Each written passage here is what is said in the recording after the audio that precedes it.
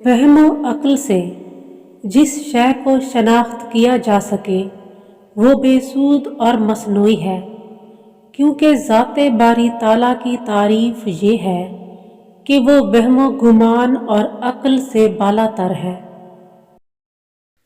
صوفیہ وہی ہیں جو دنیا میں اس طرح زندگی گزاریں جیسے دنیا میں آنے سے قبل تھے۔ تصوف قوت و حواسن کا خیال رکھنے اور انفاس کی نگرانی کا نام ہے۔ صوفی اسی وقت صوفی ہو سکتا ہے جب وہ تمام مخلوق کو اپنے بچوں جیسا سمجھ کر اس کا بوجھ برداشت کر سکے، اور جو مخلوق سے کنارہ کش ہو کر صرف خدا سے وابستہ ہو جائے۔ صوفیہ کرام ہمیشہ اللہ تعالیٰ کی آغوش کرم میں بچوں کی طرح پرورش پاتے رہتے ہیں۔ جس شے سے محبت ہو اس کو محبوب کے نام پر خرچ کرنا محبت ہے۔ اگر حب الہی کا دعوے دار خدا کے سوا کسی اور شے کا طالب ہو تو وہ محبت کے بجائے خدا کا مذاق اڑاتا ہے۔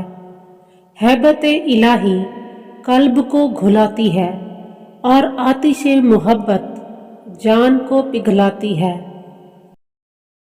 خدا کے علاوہ ہر شے سے استغنا کا نام فکر ہے۔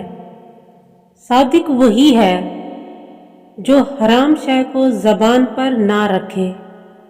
جس دن مجھ پر خوف کا غلبہ ہوتا ہے اس دن میرے اوپر حکمت و عبرت کے در کھل جاتے ہیں۔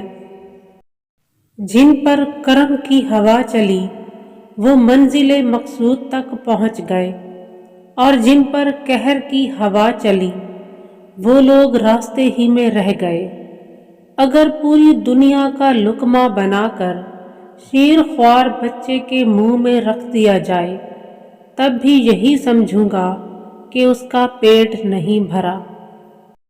جس نے اللہ کی پاکیزگی کو پا لیا وہ مراتب میں اس بندے سے بڑھ جاتا ہے جس کو خدا کی رحمت نے سہارا دیا ہو۔ اگر اللہ تعالیٰ میری گردن میں آسمان کا طوق اور پاؤں میں زمین کی بیڑی ڈال دے اور ساری دنیا دشمن ہو جائے تب بھی میں اس سے منہ نہ پھیروں گا۔